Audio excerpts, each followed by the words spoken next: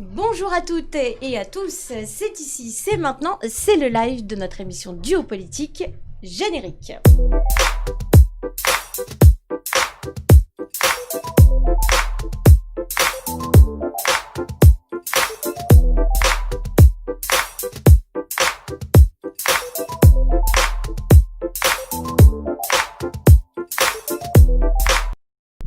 Et on est ravis de vous accueillir sur notre plateau pour notre nouveau numéro, notre émission hebdomadaire avec notre Dream Team habituel, toujours au rendez-vous. Et aujourd'hui, un nouvel invité, une actualité en chasse une autre. La semaine dernière, nous avions la tête en plein dans les élections municipales. Aujourd'hui, notre invité est concerné par le sujet, mais aujourd'hui, évidemment, nous allons parler du nouveau gouvernement de Jean Castex, qui est notre Premier ministre. Alors, notre invitée, pour commencer, honneur aux femmes, Sabrina Sebbahy. Vous êtes une figure montante du parti Europe Écologie Les Verts, pardon. Vous êtes aussi maire adjointe, conseiller municipal à la politique de la ville, à la santé et au handicap sur la commune d'Ivry-sur-Seine. Et vous êtes aussi vice-présidente du Forum français pour la sécurité urbaine.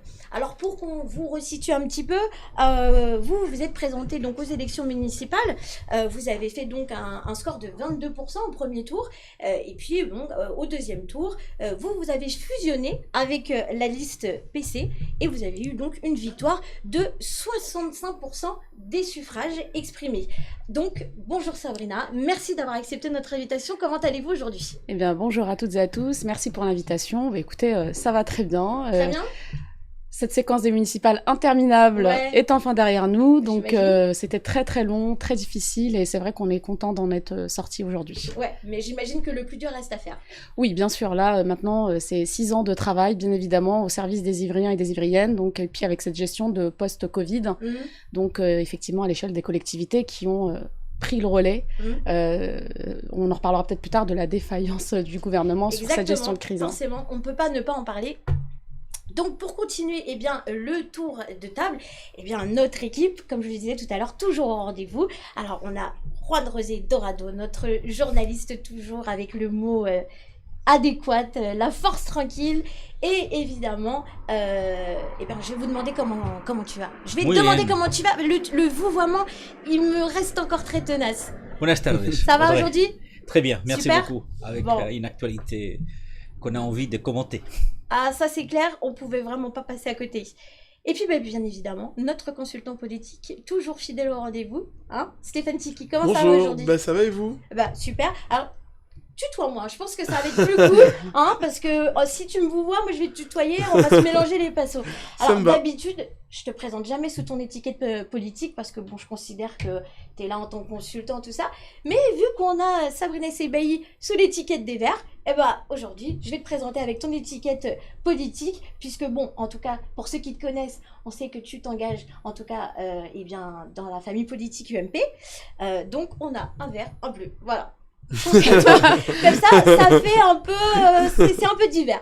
Voilà, donc on va rentrer dans le vif du sujet et donc évidemment on va commenter cette actualité qui a fait beaucoup de surprises, des nominations qui étaient particulièrement inattendues. Alors le choix déjà de Emmanuel Macron de choisir Jean Castex comme Premier ministre. Alors concrètement, Juan José Dorado, pouvez nous expliquer un peu quel est votre avis par rapport à Jean Castex? Qui est cette personnalité? Qu'est-ce qu'elle dégage selon vous? Qu'est-ce que vous ressentez quand vous l'écoutez? La première des choses, c'est que c'est un grand inconnu pour le grand public. En France, c'est vrai qu'il est connu de ceux qui font de la politique ou qui s'intéressent à la politique, parce qu'on sait tous que son parcours l'a fait passer par les lycées à l'époque de Nicolas Sarkozy, que jusqu'à là, il était maire donc de Prades, qui était une petite ville des Pyrénées-Orientales, mais on oublie souvent qu'il a été aussi délégué aux Jeux Olympiques 2024, qu'il a été le monsieur déconfinement, puisque c'est lui qui a eu en charge le déconfinement. Donc, sauf pour ceux qui font de la politique ou s'intéressent à la politique, de toute façon, façon, pour le reste du monde, est pratiquement inconnu. Cela dit, ce qui est surprenant dans son choix à Emmanuel Macron, c'est de faire venir, effectivement, après une forte personnalité comme celle d'Édouard Philippe, c'est de faire venir pratiquement un inconnu. Pourquoi ça répond à deux raisons. La première raison, qui est une raison, on va dire, logistique, tout simplement, c'est un homme qui s'est organisé, qui est habitué à organiser, que ça soit à l'Élysée, que ça soit à son passage quand il était à la direction générale des hôpitaux, que ça soit aux Jeux Olympiques, etc. Donc c'est quelqu'un qui est capable d'organiser et qui a de l'empathie et qui sait négocier. Mais surtout, il a un grand avantage par rapport à d'autres candidats dont on a pu parler à un moment donné. C'est tout simplement, justement, qu'il n'a pas de poids politique face au public, face aux Français, et donc c'est pas lui qui va faire de l'ombre à notre ami Emmanuel Macron. Alors donc, puisque selon vous, 2022 est juste à côté de la porte là. D'accord. Donc vous, selon vous, le fait qu'il soit pas particulièrement connu du grand public, ça serait un point positif. C'est un point positif. Si on avait fait venir un Blanquer, comme on a dit à un moment donné, qui est très connu, peut-être un Emmanuel Valls, ça circulait un petit peu. Oui, mais Emmanuel Valls, c'est déjà... C'était des rumeurs, voilà, mais en tout cas... Oui, mais il y a eu beaucoup. Mais on a parlé de Madame Parly, qui continue à la défense, etc. On aurait pu faire venir des fortes personnalités, ce qui n'intéresse pas à un président de la République qui prétend être candidat dans 2 ans. D'accord, donc vous pensez éventuellement que Emmanuel Macron aurait dans l'objectif de se représenter. C'est l'un de ses objectifs, c'est clair. Alors, Stéphane Tiki, moi je voulais avoir votre avis parce qu'effectivement, Jean Castex est passé entre guillemets dans le grand oral de Jean-Jacques Bourdin, il s'est exprimé, on a pu voir effectivement qu'il avait une certaine aisance en tout cas à l'oral.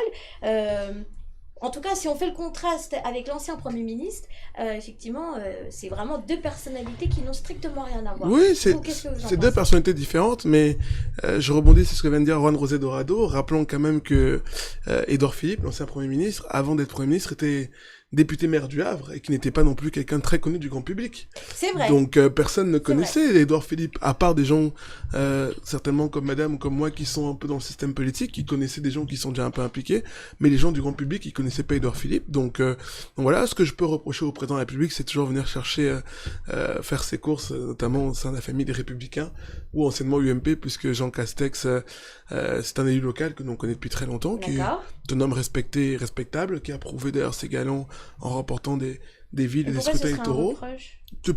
Parce que normalement, quand on est président de la République, on prend dans sa majorité pour faire le gouvernement. Oui, mais je pense qu'Emmanuel Macron ne sera pas habitué à ça. Il aime bien faire ses choix contre les conventions. Moi, je pense qu'il fait ça surtout parce qu'il se rend compte qu'il n'y a personne suffisamment compétent et apte dans sa propre famille politique après la défaite qui viennent de prendre. Non, mais juste pour Jean Castex, moi je trouve que c'est un homme brillant. Qui a été ensuite secrétaire général adjoint d'Élysée lorsque le président de la République était Nicolas Sarkozy. Voilà, donc nous au niveau des Républicains, on a beaucoup d'affection pour lui et c'est un homme respectable et j'espère qu'il pourra faire un bon bilan parce que même si on fait de la politique et qu'on est engagé dans un parti politique, on souhaite avant tout le meilleur pour la France et donc on souhaite bonne chance à ceux qui viennent d'arriver. Donc, que ça se passe toi, t'as confiance? Oui. Quand tu l'écoutes parler, en tout cas, moi je le connais déjà un peu d'avant. Ouais. Et c'est un homme, il a été élu, réélu, qu'il a tenu ses promesses d'un point de vue local, donc j'espère qu'au niveau national, il saura s'en sortir. Sabrina, alors forcément, j'ai gardé le meilleur pour la fin, forcément. Donc, compte tenu de ses dernières déclarations, effectivement, il a affirmé haut et fort, en tout cas, assumé ses choix, dont on va revenir par la suite. Il y a eu un certain nombre d'annonces, en tout cas pour des grands ministères, où on est complètement surpris. C'était vraiment des annonces inattendues.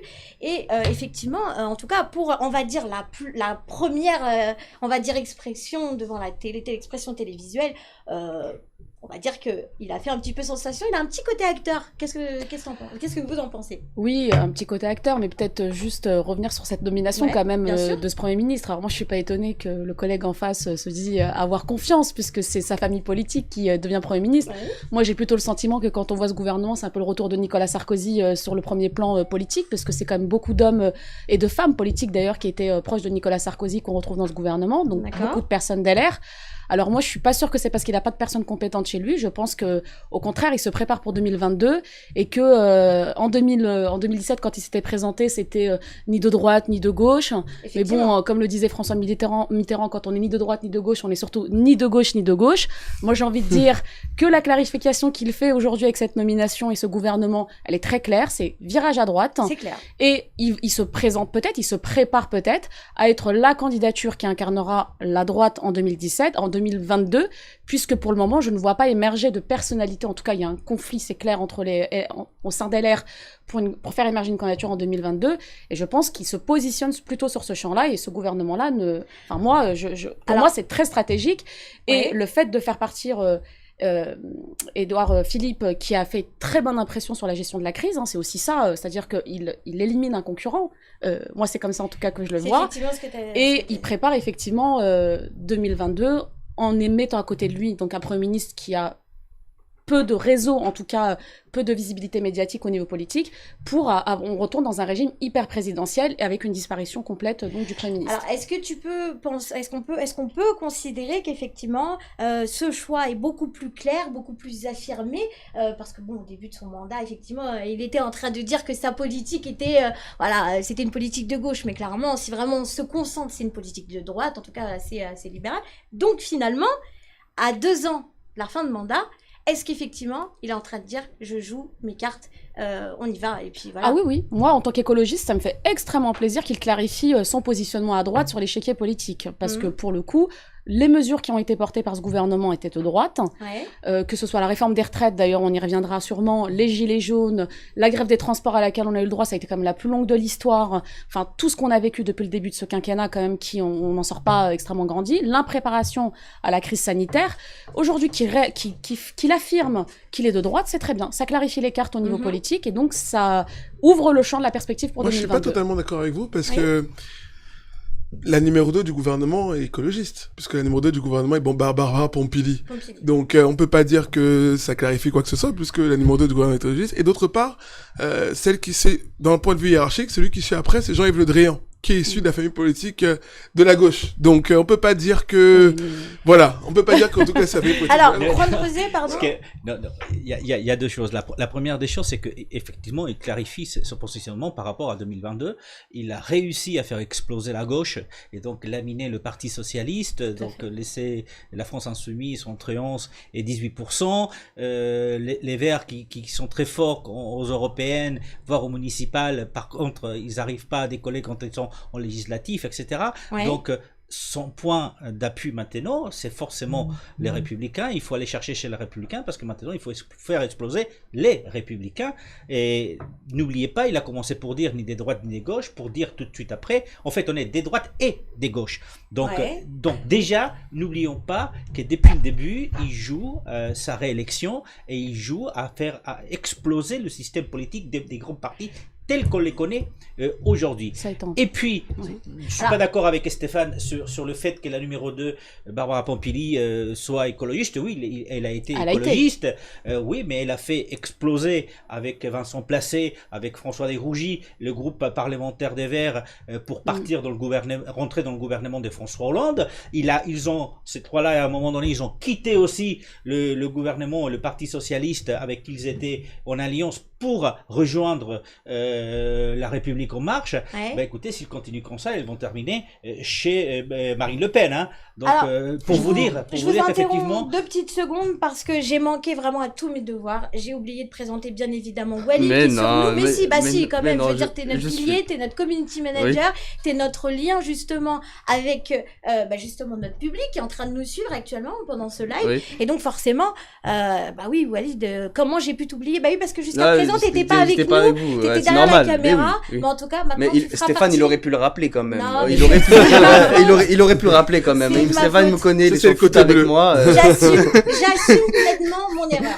Donc, concrètement, moi, j'aimerais bien savoir s'il y a des commentaires, en tout cas, et bien évidemment, si on peut y répondre, en tout cas. Alors, pour le moment, il y a les téléspectateurs trouvent qu'on fait une belle émission, et ils sont plus d'accord avec Stéphane, d'après ce que je comprends. Bon. C'est-à-dire ? Enfin, j'ai que j'ai que on suit Stéphane a raison, enfin, que des trucs comme ça pour l'instant. Bon, alors en gros, ça veut dire, Sabrina, faut que tu sois plus convaincante. Visiblement, je crois que c'est ça. Sabrina, c'est mon mentorat tu aujourd'hui. les as payés, c'est comment?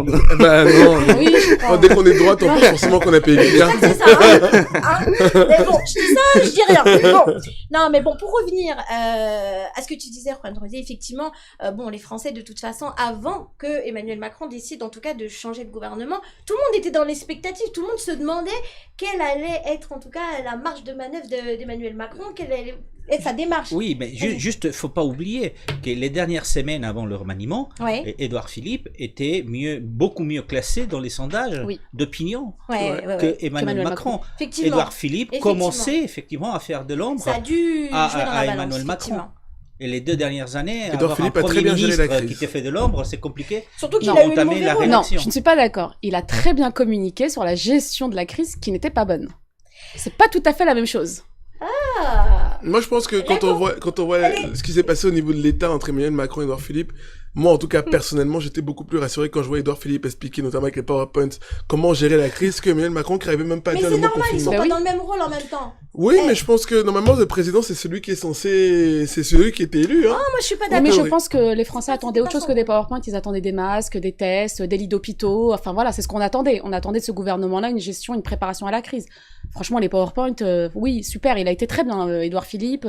Il a présenté les choses de manière très carrée. Je pense que c'est ce qui lui a valu cette d'ailleurs remontée cette dans les théorie, sondages. j'allais vous dire. Mais voilà, Emmanuel Macron était très martial. Il a imposé la Oui. date du 11 mai sur la sortie du confinement. Il a. Et même ses mais interventions sans étaient assez préparation. superficielles, Bien sûr. en fin de compte, Sans il rentrait pas dans préparation. les détails. Oui, il rentrait pas dans les détails. Donc, bon, en tout cas, concernant le choix de Jean Castex, en tout cas, on a fait plus ou moins le tour de la question. De toute façon, là, on est vraiment au début. Quand on regarde ses tweets, on va regarder d'abord un tweet qu'il a fait, il me semble de mémoire, c'était il y a 2 jours, où effectivement, il s'exprime en disant, on va le mettre en image. Donc, je souhaite établir une relation de confiance avec l'Assemblée nationale, le Sénat, le CESE. Je suis allée à la rencontre de leur président cet après-midi pour échanger et nourrir nos visions respectives. Alors effectivement, quand on regarde les photos, il est à côté de Gérard Larcher, le président du Sénat, et effectivement, il sait en tout cas... il sait se positionner, on peut pas... il sait communiquer. Moi, je sais que quand je l'ai écouté dans son intervention de Jacques Bourdin, je me suis dit quand même, il se débrouille pas trop C'est un homme de mal, grande en tout qualité. cas en termes de communication. Et justement, on va aborder notre deuxième point concernant ces différentes nominations, en tout cas, qui ont été particulièrement surprenantes. Donc, on a eu des grands ministères. Donc là, entre autres, on va aborder déjà le premier, celui du ministère de la Justice, hein, le fameux garde des Sceaux, j'ai nommé Dupond-Moretti, notre avocat, notre acquittateur, 125 acquittements à son actif. On va dire que là, c'est quasiment un parcours sans faute. C'est indéniable, c'est un grand avocat. Sur ce point-là, on va pas revenir sur ce point-là. Maintenant, est-ce qu'en tant que personnalité, est-ce qu'il a les qualités requises concrètement pour être un bon ministre de la Justice? Juan Rosé. Je dirais qu'il a forcément, enfin, il a les qualités. Après, pour être un bon ministre, il faut avoir les qualités, mais il faut avoir des réseaux.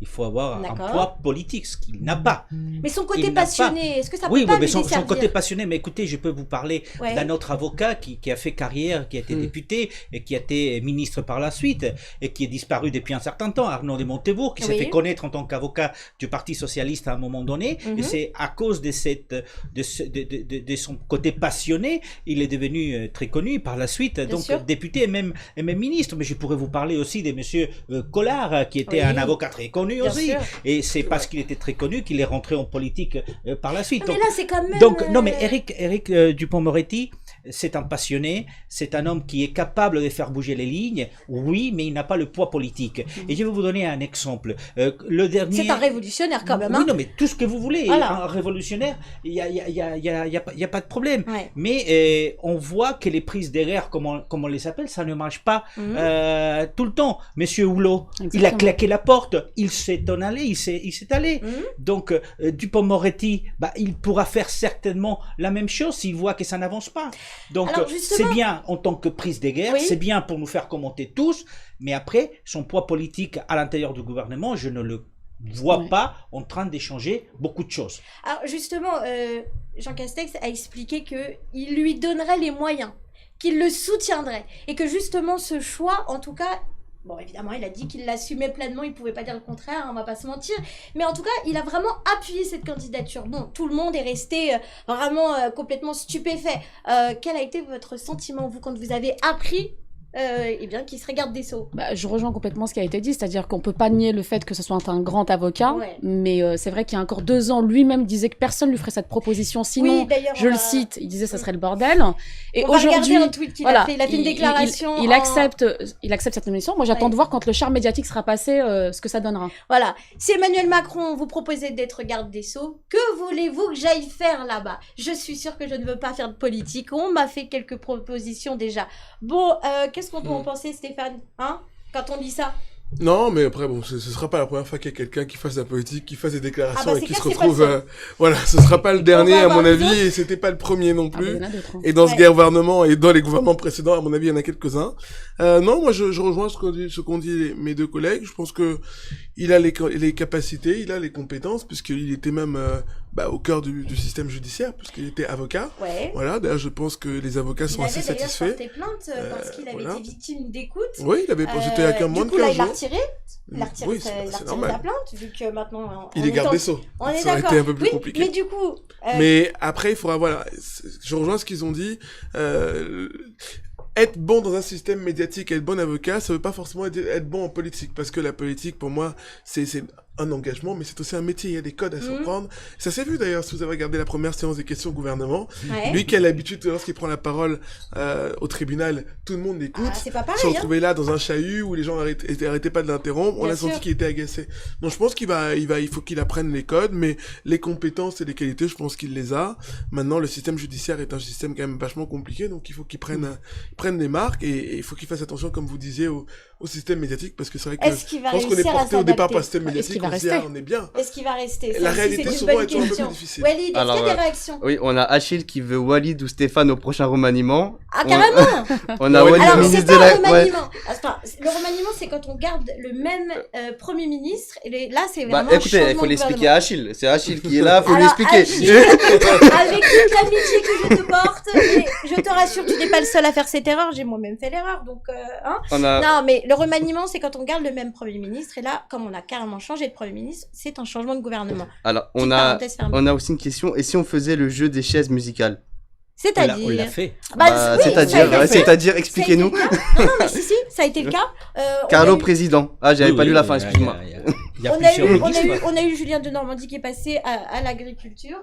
Ça aussi, c'était quand même une grande surprise. En tout cas, moi, j'ai été très étonnée. Enfin, oui et non. Enfin, oui, parce qu'il était au logement, il passe à l'agriculture, sauf que sa formation professionnelle l'amène à être dans le ministère de l'Agriculture plus tôt. Donc, vous pensez que vraiment son rôle est plus adapté à l'agriculture par rapport à sa formation professionnelle. Mais par la suite, il y a le jeu des chaises musicales. On a vu des ministres qui ont été... Certains ont changé, on pourra en parler, mais il y a des ministres qui ont été donc dégradés. Rister qui quitte le ministère de la Culture donc pour se retrouver au commerce extérieur et à l'attractivité qui dépend de Le Drian.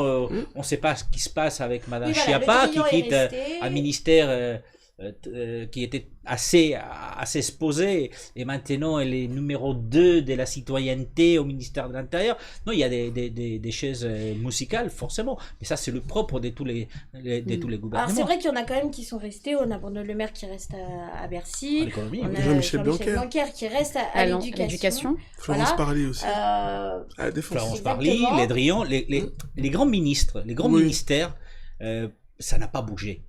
Ce qui est logique. Alors, on va parler du grand ministère qui est très, très, très, très important, le ministère de l'Intérieur.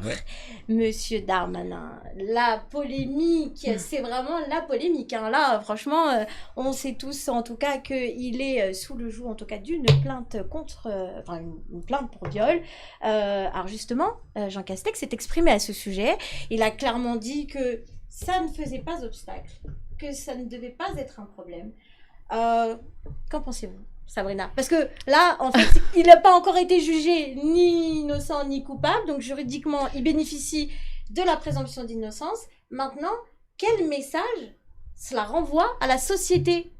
C'est ça, moi, la question que je vous pose. Ah ben, ça renvoie une image extrêmement négative, en tout cas, à toute cette société. Quand on fait, si vous voulez, de sa priorité la question de la lutte contre les violences faites aux femmes et qu'on nomme un ministre de l'Intérieur qui est sous le coup d'une plainte pour viol, enfin, le signal qu'on envoie, il est extrêmement mauvais pour toutes ces femmes victimes de violences aujourd'hui. Et surtout, alors, il est ministre de l'Intérieur, c'est pas un petit ministère, c'est-à-dire qu'on demande aux femmes de libérer la parole, d'aller dans les commissariats, porter plainte.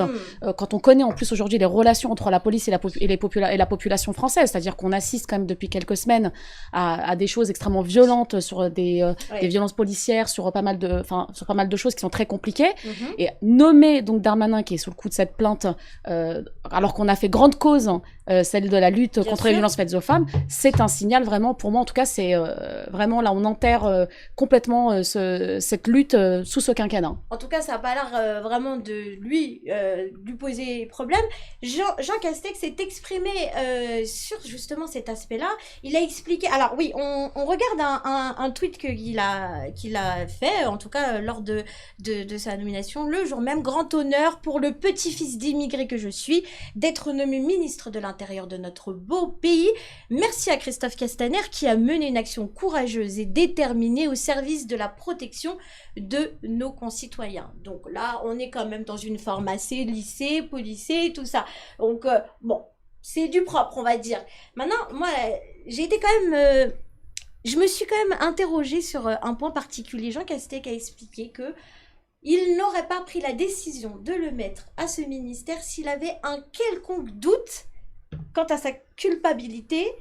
Et là, je me dis, quand même, ça voudrait dire... C'est la question que je me suis posée. Est-ce que le Premier ministre a la possibilité, entre guillemets, de se substituer à la justice? Il n'a pas encore été jugé. Donc, comme il considère qu'il n'est en tout cas qu'il n'est pas coupable, ou du moins que, comme il le connaît personnellement, et il a ajouté qu'il était particulièrement concerné sur la cause des violences conjugales, intraconjugales, en tout cas, c'est comme ça qu'il l'explique et c'est comme ça qu'il le justifie. Est-ce que c'est suffisant, Stéphane? Vraiment? Pour moi, je pense qu'il faut rester basé sur ce principe républicain qui s'appelle la présomption d'innocence. À partir du moment où juridiquement, on est d'accord. Pardon, à partir du moment où on n'est pas reconnu coupable, on est innocent. Gérald Darmanin, pour l'instant, n'a toujours pas été reconnu coupable. Non, pour l'instant, il est toujours innocent.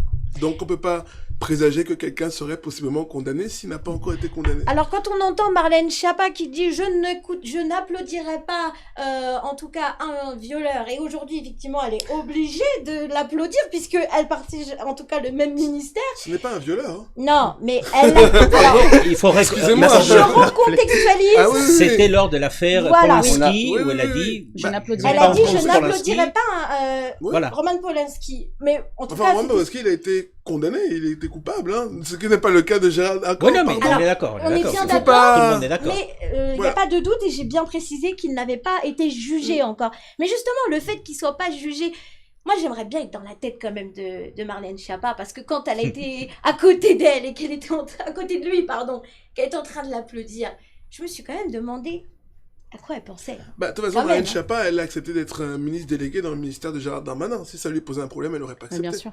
Donc, alors, est-ce que faut être cohérent.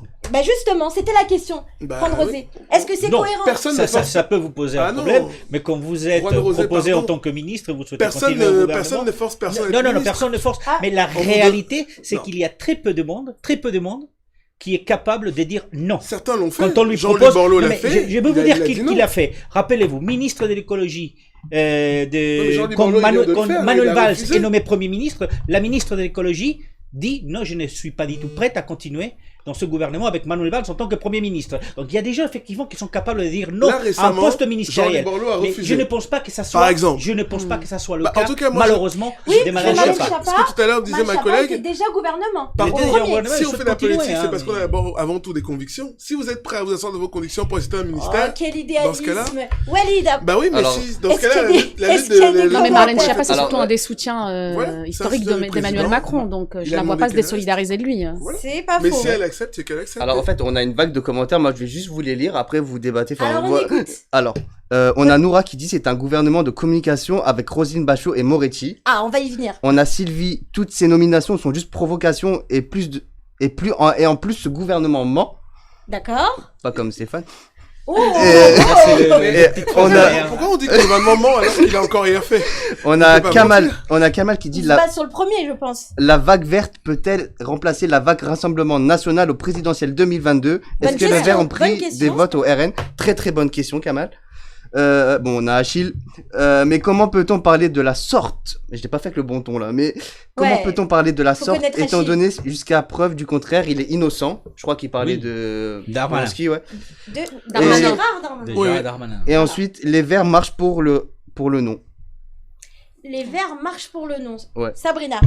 Les Verts marchent pour le non. C'est-à-dire le non, le non NOM, le non.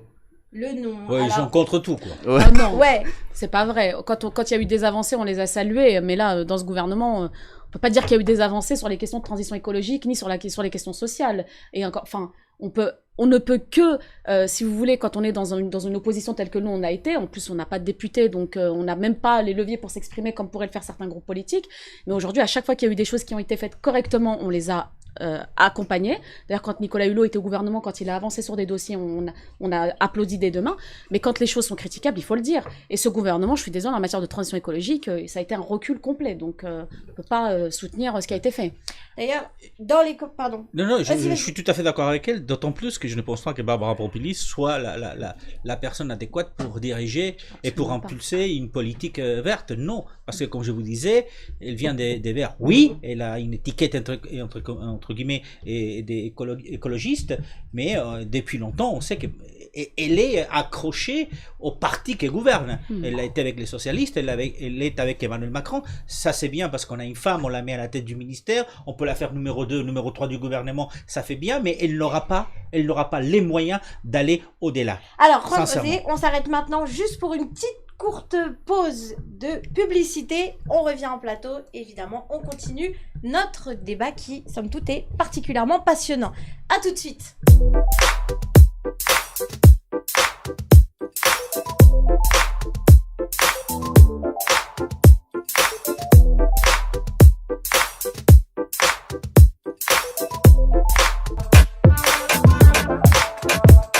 Network Sport est la chaîne qu'il te faut et qui te donnera toutes les dernières infos et résultats de la planète sport. Donc reste bien connecté pour tout suivre de l'actualité sportive.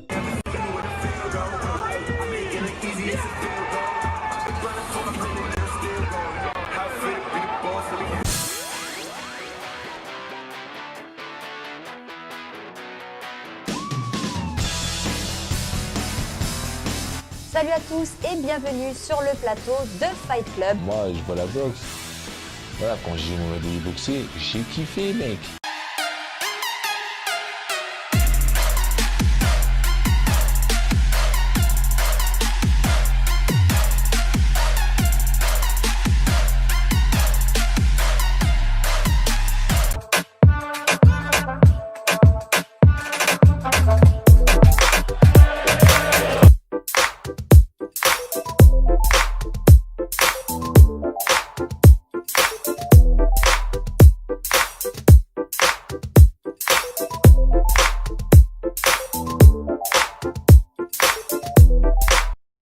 Et on est bien évidemment de retour. J'avais un carton rouge dans la main. Bon, bah voilà. Non, mais c'est parce qu'en fait, pendant la pause, on était en train de parler des différents commentaires et visiblement, eh bien, vous êtes particulièrement actifs, en tout cas sur YouTube. Alors.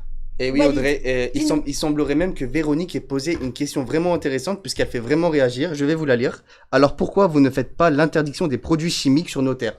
Sabrina, on t'écoute.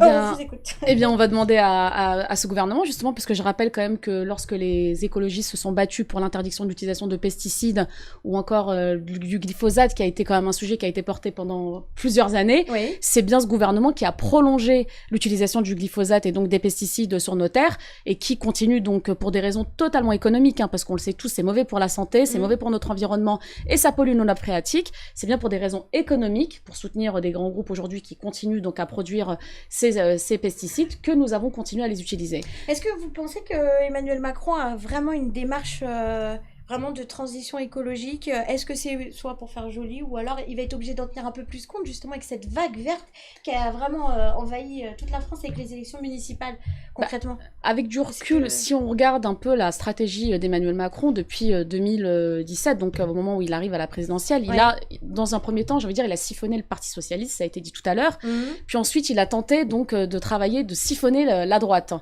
Il a un peu réussi aux européennes, puisque quand même on voit dans la dernière ligne droite, LR qui s'effondre, et bon, Emmanuel Macron s'en tire pas mal, même s'il arrive juste derrière le Front National, mais en tout cas il a réussi à attirer cet électorat-là. Aujourd'hui, il est évident qu'avec la génération climat, les marches pour le climat, la mondialisation de ce qu'on a vécu, on est obligé aujourd'hui, tout le monde parle d'écologie. Sauf que la réalité, on commence à s'en rendre compte, c'est que quand il n'y a pas d'écologistes dans une majorité ou dans un gouvernement, ou d'ailleurs dans un exécutif au niveau local, il n'y a pas d'écologie. Parce qu'on est les seuls à aller jusqu'au bout de ce qu'on porte au niveau politique et de travailler la transition par tous les bouts. Et d'ailleurs, quand on parle d'écologie, moi je me garde toujours, je précise toujours, l'écologie ce n'est pas l'environnement. L'écologie c'est bien l'écologie politique au sens large et ça traite les questions sociales, les questions économiques et les questions environnementales. C'est bien ça l'écologie. Que pensez-vous justement de la nomination de Barbara Pompili? Bah, on a eu d'ailleurs une réaction d'Esther Benbassa, on reviendra dessus après. Oui, bah, bien sûr, moi je suis sur la ligne du tweet de Madame Benbassa quand elle... Alors on va regarder le tweet justement de la sénatrice de Paris, Esther Benbassa, qui s'exprime justement. Toutes mes félicitations Barbara Pompili, ministre de la Transition écologique. Pour ce qui est de l'écologie, je ne sais pas. Mais pour ce qui est de la transition, c'est incontestablement une experte verte, puis valsiste, puis macroniste. On attend la suite avec impatience. Donc ouais, concrètement, vous vous positionnez vraiment là-dessus. Bah oui, parce qu'en fait, si vous voulez, à un moment, quand on a des convictions et quand on est convaincu que l'importance aujourd'hui, c'est cette question du monde d'après. D'ailleurs, on y reviendra sur la nomination globale de ces ministres. Le monde d'après, moi, je le vois pas tellement. Hein. Mais si vous voulez, quand on est convaincu que c'est ça qu'on doit travailler aujourd'hui et qu'on a que quelques années devant nous pour permettre à nos futures générations de vivre dans de bonnes conditions, on peut pas aller dans ce gouvernement-là qui ne fait pas de transition écologique. Donc, Nicolas Hulot a jeté l'éponge en disant que, même lui, pourtant avec son aura médiatique, avec toute la force qu'il avait à cette époque-là, il n'a pas réussi à avancer. Enfin, moi, je n'ai rien contre Barbara Pompili. Par contre, je ne suis pas du tout convaincue qu'elle réussira à impulser quelque chose. Non, moi, j'y crois pas. Peut-être de la force, oui, certainement, mais elle n'aura pas les moyens. Ah non, vous savez, en politique, il faut mettre du vert aujourd'hui, partout. C'est bien. Il faut avoir quelqu'un qui soit le visage de l'écologie. Donc là, on a Barbara Pompili, voilà, parce que depuis longtemps, on parle d'elle. Effectivement, elle a eu des postes. Mais la réalité, c'est qu'Emmanuel Macron n'ira pas à l'encontre des agriculteurs. Quand on parlait des pesticides. Ni des chasseurs. Ni des chasseurs. C'est trop important. Ce matin encore, j'entendais parler justement de si on construisait ou pas 2 EPR en plus. Même si le premier est en train d'écouter vraiment ce qu'on ne peut pas imaginer. Non, mais quand on voit les désastres au Japon, les incendies en Australie, enfin tout ce qu'on vit aujourd'hui, c'est... Quelle est la grande décision écologique qui a été prise par Emmanuel Macron? Angela Merkel, elle a pris la décision de fermer les centrales nucléaires. Mais Emmanuel Macron, il a pris quoi? Dites-moi une décision qu'on dise, voilà, il est vraiment engagé dans la politique, dans une politique verte. Il n'en a pris aucune. Parce que pour le glyphosate, elle a tout à fait raison. On a appliqué un moratoire, on va continuer à l'utiliser. On va voir ce qui se passe dans 2 ans. Et puis l'amendement, il a été voté très tard le soir, au moment où il y avait quasiment plus de députés. Il a été ajouté à la dernière minute. Alors c'est vraiment au niveau politique, je pense qu'on peut quand même faire mieux. Hein. On peut faire mieux en matière de débat démocratique dans notre pays quand même. Par contre, il va falloir trouver donc quelqu'un qui incarne l'écologie. Il y avait Hulot, c'est vrai. Mais maintenant, l'écologie manque. Et là, en tant que journaliste, je peux le dire, je ne suis pas engagé politiquement. Donc, et l'écologie manque d'un visage fort pour porter ça lors des présidentielles et pas uniquement municipales et européennes. Je rebondis sur ce que tu viens de dire. Qui auriez éventuellement vu en tout cas à ce rôle, à la place de... Bah, là, on est 2 ans avant les présidentielles, même si c'est vrai qu'on a certains partis qui commencent déjà à s'exprimer sur la question. On sait que Marine Le Pen sera candidate. Probablement, Mélenchon a déjà annoncé qu'à la fin des journées d'été de la France Insoumise, il présentera sa candidature. Emmanuel Macron, personne ne doute aujourd'hui du fait qu'il sera candidat. Nous, chez les écologistes, vous savez, on est un parti extrêmement démocratique. Donc, c'est toujours des décisions collectives qu'on porte sur une personnalité. Aujourd'hui, on a plusieurs personnes qui aujourd'hui prétendent effectivement pouvoir porter et incarner ce projet. Moi, la première personne qui me vient en tête, bien évidemment, c'est Yannick Jadot, puisque c'est celui qui a porté notre victoire aux européennes. Et il a également, si vous voulez, c'est aussi sa ligne quand il dit il faut incarné l'écologie aussi bien à l'échelle nationale, européenne et aussi à l'échelle de nos territoires. Quand on voit aujourd'hui la victoire qu'on a dans les grandes villes, que ce soit Bordeaux, Lyon, voilà, dans toutes ces villes où on a gagné des municipalités, c'est parce qu'on a incarné ce projet de l'écologie, on l'a porté jusqu'au bout. Et c'est vrai que c'est cette ligne-là aujourd'hui qui est gagnante. Rappelons quand même que ce sont les Républicains qui ont gagné la majeure partie des villes. Hein. Ce serait quand même bien de le rappeler, puisqu'on a gagné 52% des villes. Même si les Verts ont gagné Bordeaux, Marseille, mais d'un point de vue de ville gagnée, faut quand même dire que le nombre, mais bien sûr, mais personne ne remet en cause, parce qu'on parle beaucoup de victoire de Verts. Non, mais personne ne remet en cause le fait que vous ayez de nombreux élus locaux, il y a absolument aucun souci là-dessus. D'ailleurs, la droite a gagné beaucoup de villes. Mais symboliquement, je pense que c'était important aussi pour les écologistes de se dire, nous avons gagné les européennes, qui est une élection très favorable aux écologistes, habituellement. Les municipales, voilà, ce n'est pas une élection qui nous est favorable. Aujourd'hui, les citoyens nous mettent à la tête et à la responsabilité de grandes villes. Moi, j'ai envie de dire, laissons les maires écologistes travailler, prouver qu'on est capable de diriger des grandes villes, qu'on est capable de transformer nos territoires pour faire face à la question du changement climatique qui va arriver dans quelques années. Et c'est justement une fois qu'on aura laissé travailler ces élus-là qu'on sera en capacité de démontrer que non seulement on est capable de diriger des grandes villes, mais qu'on est aussi capable de diriger ce pays. Alors là, sans transition aucune, je vais aborder le ministère de la Culture. Je voulais vraiment garder la dérision pour la fin. On va regarder une petite caricature de Roselyne Bachelot qui disait je ne referai plus jamais de politique, hein, c'est ça. J'ai pour habitude de tenir mes engagements. Je crois que c'est ça, hein, ce qu'elle a dit. Si je peux me permettre, Roselyne Bachelot a ajouté dans une autre vidéo que si on lui proposait un jour le ministère de la Culture, elle reviendrait dans l'arène politique. Alors effectivement, elle l'a dit, mais je pense qu'elle s'était quand même exprimée à plusieurs reprises en disant de toute façon, j'ai trop d'amour pour la culture pour en être la ministre, j'ai trop de respect. Maintenant, évidemment, on est obligé d'en rire. Tout à l'heure, on a affiché ce petit dessin, cette petite caricature, lorsque son nom circulait avant même que ce soit officiel, beaucoup disaient mais c'est juste pas possible, dans le sens où un pays comme la France, elle a changé de case, surtout qu'en plus la France, on est vraiment les champions du monde des cases. Elle est sortie en tout cas de son rôle politique, elle est partie en tout cas pour être chroniqueuse, animatrice, éditorialiste. À partir de là, plus personne ne l'attendait. Effectivement, quand elle s'est exprimée, elle a dit « J'ai considéré que je ne pouvais pas refuser ». Je pense pas qu'elle pouvait dire autre chose. Moi, je pense que de toute façon, avec ce qui s'est passé en 2017, il n'y a plus de possibilité de mettre qui que ce soit dans une case. Par exemple, Emmanuel Macron, tout le monde disait qu'il ne pourrait pas être président de la République parce qu'il n'avait jamais été maire ou parce qu'il n'avait jamais été député.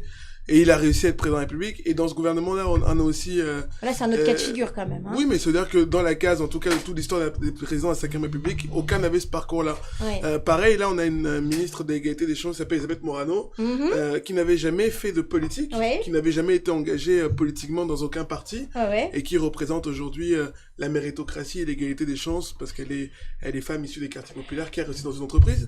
Alors qu'on aurait pu penser que quand on vient de la politique, il faut avoir forcément un parcours politique. Alors c'est peut-être la seule justement. Donc c'est bien d'avoir aussi, c'est aussi un bon, parce qu'on parle de ce qui va pas, mais c'est aussi un bon signal pour la justice. Je parle de Madame Moreno, je pense qu'effectivement c'est la seule qui incarne quelque chose comme la méritocratie et réussir en fait s'élever toute seule par la force du poignet, parce que c'est vraiment un parcours atypique. Ça, vraiment il faut le soulever. Sinon pour le reste, mais c'est vrai, moi je suis désolée. Ce que vous dites, c'est vrai que quand on voit le parcours de quelqu'un qui a été fille d'ouvrier et femme de ménage et qui a réussi à faire une carrière en tant que chef d'entreprise et qui est aujourd'hui ministre de l'égalité des chances, pour moi, Elisabeth Moreno, elle incarne la méritocratie. C'est très symbolique, on est d'accord. Juste pour terminer ma phrase, si on était resté dans le même système des cases, on aurait dit non, mais il faut forcément une femme qui a déjà été députée, qui a déjà été maire, qui peut-être est ancienne ministre. Et c'est bien aussi de donner la chance à des personnes de la société civile. Après, ce que je disais, c'est qu'en France, on a pour habitude de penser comme ça. Je dis pas que c'est une bonne chose. On traverse aussi les cases de temps en temps. Mais c'est vraiment l'exception. C'est bien, mais il en faut plus. Sur Roselyne Bachelot, deux choses. Bon, la première, c'est qu'elle a été déjà donc ministre, effectivement, elle a été ministre de la Santé.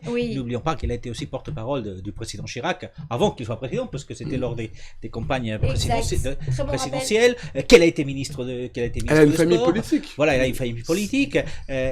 C'est vrai qu'on peut être surpris, moi j'étais surpris, mais quand tu regardes le parcours politique, le parcours de vie de Madame Bachelot, c'est pas du tout étonnant. Bon, déjà, c'est quelqu'un qui vient des provinces, qui est docteur en pharmacie, qui est arrivé à la politique parce que ses parents étaient en politique, d'accord, oui, mais de toute façon, c'est une amoureuse de la culture. C'est une femme vraiment cultivée. Ah bah ça, c'est pour une le femme coup, vraiment cultivée. Elle a toujours été passionnée par les Elle est questions de passionnée par culture. l'opéra et Elle a que toujours par été l'opéra. passionnée par les questions de Et culture. je vous rappelle effectivement qu'elle est partie pour être animatrice, etc.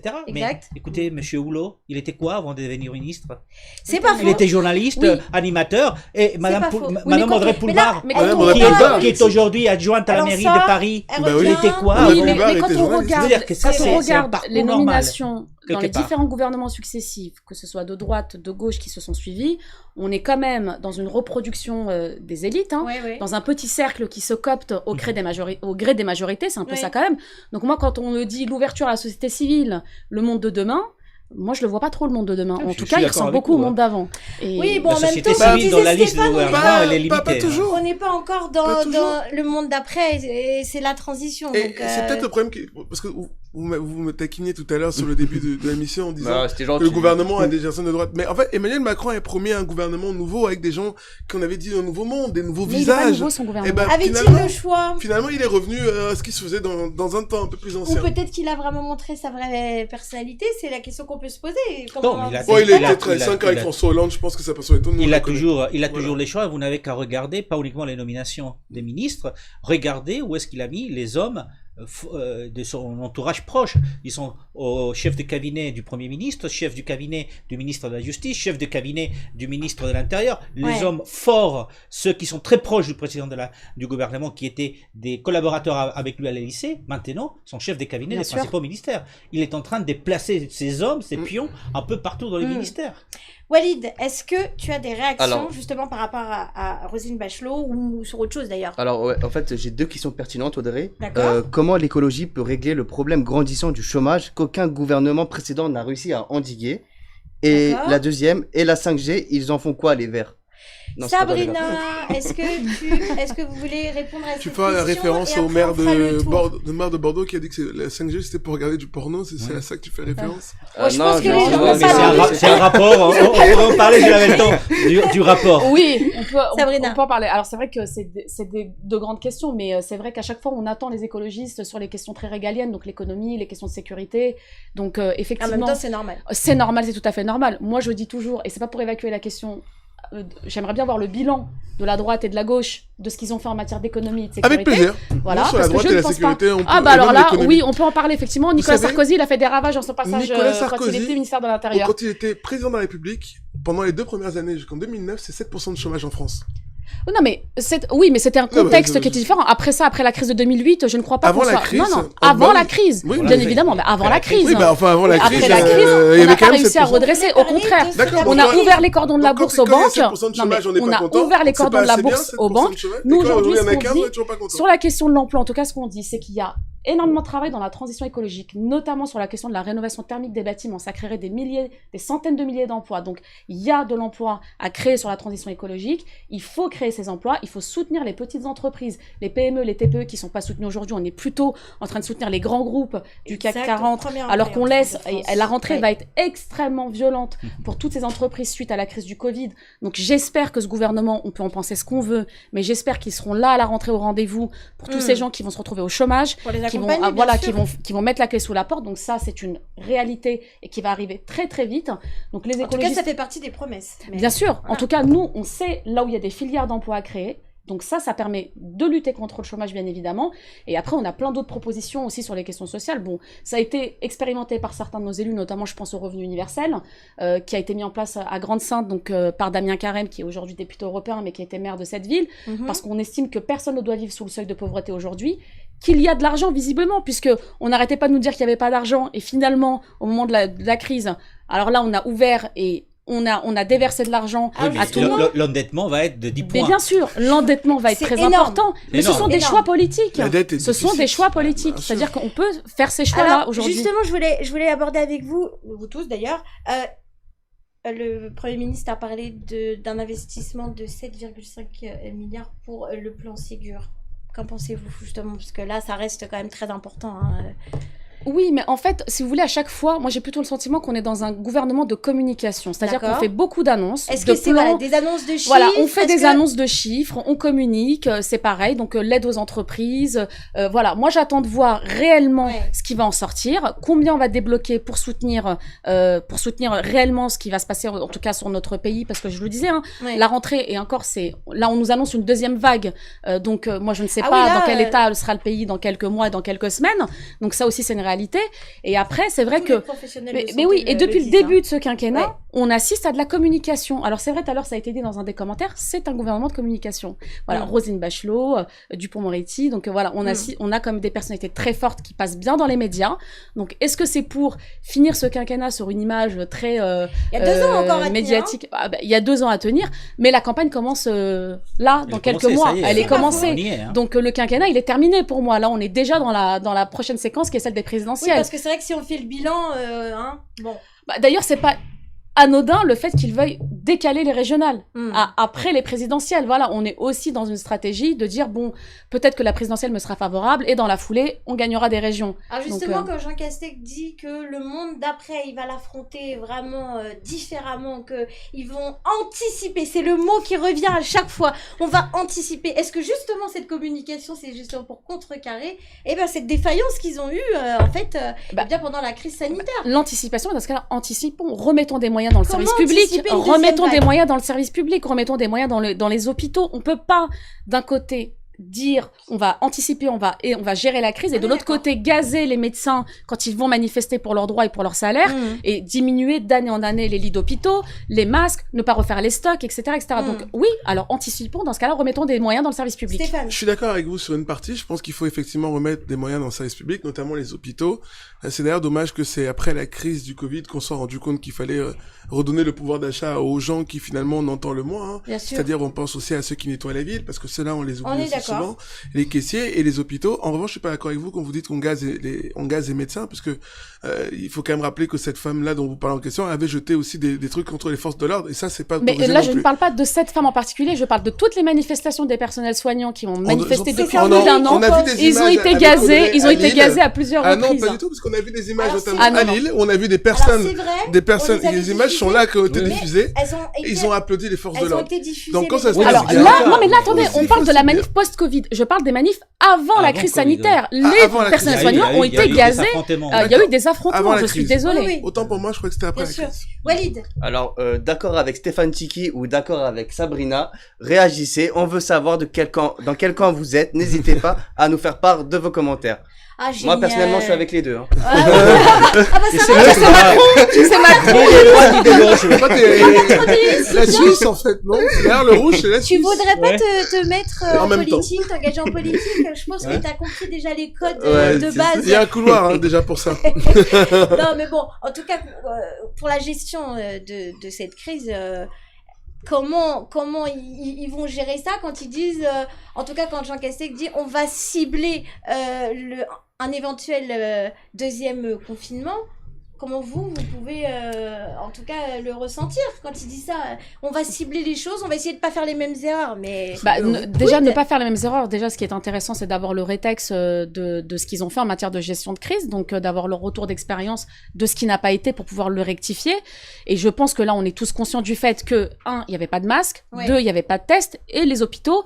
Heureusement que les régions les plus touchées ont été l'Île-de-France. Enfin, je le dis comme ça, mais parce que si ça avait été d'autres régions qui sont sous-dotées encore plus que l'Île-de-France, ça aurait été une catastrophe au niveau sanitaire. On l'a vu en Seine-Saint-Denis. Bien sûr, mais au-delà de... Si on était sorti de l'Île-de-France, mais dans d'autres régions de France, ça aurait été vraiment catastrophique. Donc il faut remettre des moyens dans l'hôpital public, il faut redonner des moyens aux médecins, il faut remettre des lits d'hôpitaux, il faut vraiment... Enfin, vous voyez, moi, peut-être qu'ils n'ont pas eu de chance, mais quand je vois qu'on fabrique des milliers de respirateurs qui finalement ne servent même pas au Covid, il y a quand même à se poser des questions sur ce gouvernement et sur la gestion de cette crise.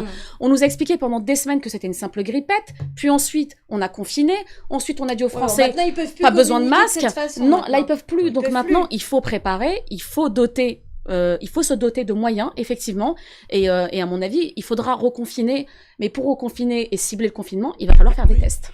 Alors, sur le confiné, économique, je ne pense pas qu'on va retrouver un confinement comme on a connu pendant 2 mois et demi. Ça va être ciblé. Vous n'avez qu'à regarder ce qui se passe depuis 3 semaines dans les pays aux alentours. Chez moi, en Espagne, on a confiné donc une partie de la province de Lérida. C'est 280 000 personnes. En Galice, c'est 70 000 personnes. Donc, on va confiner par des comarques, par des petits villages.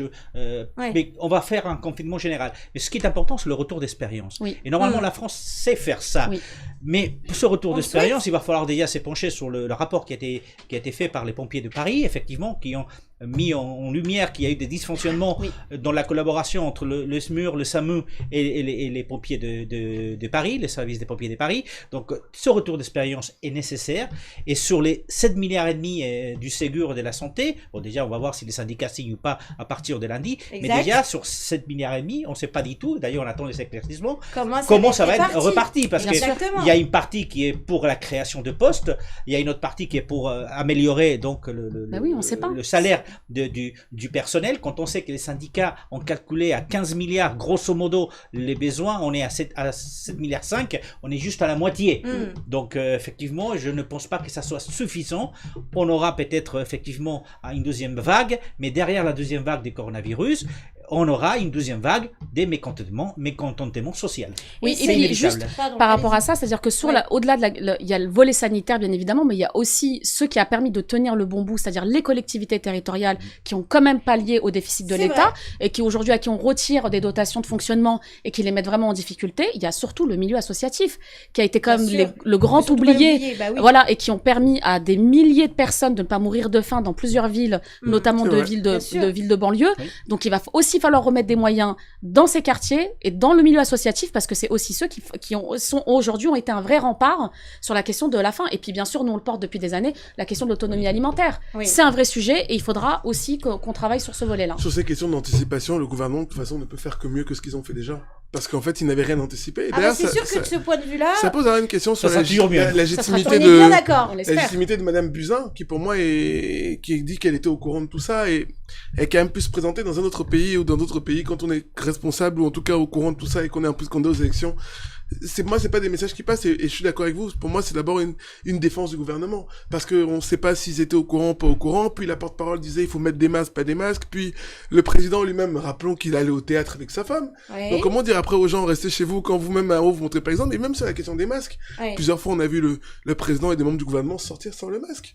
Et après on dit aux gens oui, si vous portez pas de masque dans les transports en commun, vous allez être voilà. Donc je pense que pour anticiper, il faut d'abord remettre des moyens pour les hôpitaux, redonner du pouvoir d'achat à ces gens-là qui se battent pour nous sauver au quotidien, et puis prévoir aussi les tests et les masques. N'oublions pas que les tests, surtout protéger la population. Nous, on les appelle ceux qui font les métiers justement qui a été évoqué tout à l'heure, donc les éboueurs, les caissiers, etc. Ce que nous on appelle les premiers de corvée. Voilà, et vraiment ces gens-là ont été les grands oubliés. Première ligne. Sans oublier que on aura 700 000 jeunes qui vont se retrouver à la sortie effectivement de l'université et du bac et qui vont essayer d'intégrer un marché du travail qui n'offre plus de travail. Exactement. Taux de réussite justement pour le bac, plus de 90%. 91%. C'est avant exceptionnel. Rattrapage. Quelle sera la qualité avant le rattrapage. Avant rattrapage. Moi j'ai été au rattrapage moi. Ah oui? Ouais, j'ai été au rattrapage, mais j'ai un bac S. Ça y est. C'est le témoignage, comment tu t'appelles? Allez, on t'écoute. C'est la minute Walid. Tu as des confessions à nous faire peut-être? Par rapport à quoi? Le bac, le rattrapage. C'était quand ton bac d'ailleurs? Ça remonte à 2014. Ah ouais, donc ça y est. Il dit quand même que 2014 ça remonte, hein. J'ose pas lui dire combien de temps nous c'était le bac, hein, parce que sinon... penser pour les étudiants, parce que quand même c'est dur, sur le moment c'est dur quand même. Oui, bien sûr. Bien sûr. Je m'en souviens. Puis félicitations à tous ceux qui sont diplômés, bien évidemment. Et on leur souhaite. Ça, c'est une vraie question, c'est se demander. Alors évidemment, félicitations à tous ceux qui l'ont obtenu, mais quelle va en être la valeur de ce diplôme? L'université va pouvoir être ce premier rempart. Et la première année, ça va. Dans 6 mois, on se rappelle plus. Ça, c'est un autre sujet. Si on l'a passé pendant le Covid. Le Covid ou pas. La première année, de toute façon, est toujours très révélatrice. Aujourd'hui, on a en général, la première année est très révélatrice. Qui pointe son nez quand on écoute, en tout cas, notre ministre de l'économie qui nous dit « Je suis en tout cas celui qui donne les moyens », mais il n'en dit pas plus. Donc, on peut vraiment se demander comment ça va se passer. Donc, effectivement, c'est la question qu'on peut se poser, en tout cas, pour terminer cette émission, parce que on arrive à la fin de cette émission. Vraiment, c'était super agréable. On n'a pas vu le temps passer.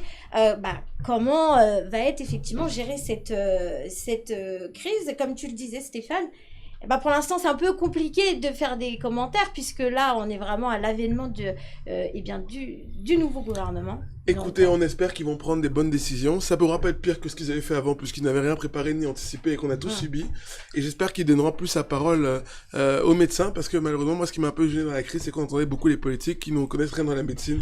Si on donnait la parole aux professionnels, peut-être qu'on se porterait un peu mieux. Dernier mot, Juan Rosé, et on finit avec Sabrina. Comment on va s'en sortir? Mais paradoxalement, pas tout seul. On va s'en sortir avec l'Europe, parce qu'on va approuver un plan de relance de 750 milliards d'euros pour tous les pays d'Europe, et notamment pour ceux qui ont été les plus touchés, l'Espagne, l'Italie, une partie de la France. Effectivement, s'il n'y a pas de fédération, on va pas s'en sortir tout seul, parce qu'on est avec une dette abyssale à plus de 10%.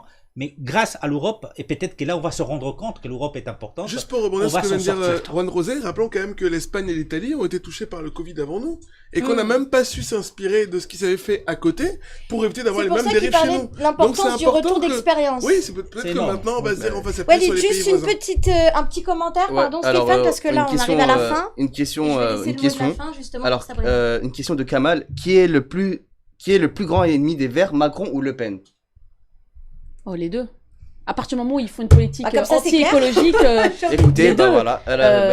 Aujourd'hui, on peut pas, si vous voulez, on peut pas se contenter. Je n'ai pas posé la question. Non, mais on ne peut pas se contenter de souhaiter avoir de nouveau un duel Macron-Le Pen. Je pense que ça n'est dans l'intérêt de personne aujourd'hui. En tout cas, si l'objectif, c'est d'aller vers la transition écologique de notre pays. Alors justement, je vous laisse le mot de la fin par rapport à ça, par rapport à cette émission.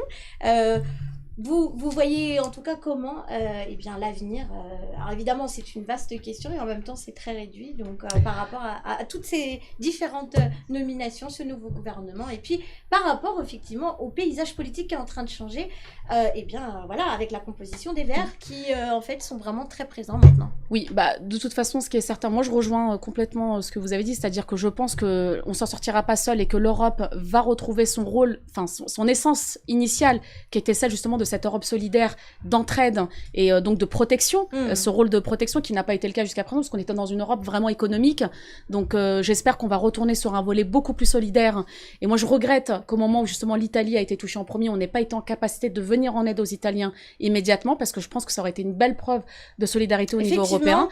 Donc voilà, moi je pense que l'Europe doit aussi se réinventer et avoir ce nouveau souffle et se fédérer bien évidemment, et ensuite sur l'avenir politique, écoutez, moi j'espère que ce gouvernement, même si c'est pas celui que j'ai choisi bien évidemment, j'espère que si nous avons une deuxième vague, il sera en capacité de gérer le pays pour éviter les morts, parce qu'on a quand même eu quasiment 30 000 morts en France suite à cette crise sanitaire, et d'aider tous les gens qui vont se retrouver sur le carreau, je le dis un peu comme ça, mais à la rentrée, donc il va falloir vraiment être opérationnel dès le mois de septembre justement pour venir en aide à cela, et puis sur le temps un peu plus long, écoutez, ça se reconstruit. Moi, je pense aujourd'hui que l'écologie a toute sa place dans notre pays, en tout cas dans notre paysage politique. Et d'ailleurs, je pense que la traditionnelle gauche telle qu'on l'a concevée jusqu'à maintenant, elle se reconstruira autour de l'écologie politique. Oui, on est bien d'accord que c'est plus la même gauche, elle va devoir se greffer justement à l'écologie. En tout cas, merci Sabrina Sebaï d'être venue, d'avoir accepté notre invitation. Merci Walid de nous avoir fait partager tous les commentaires, en tout cas des différents internautes. Et puis en tout cas, c'était particulièrement riche. Oui. Merci Juan Rosé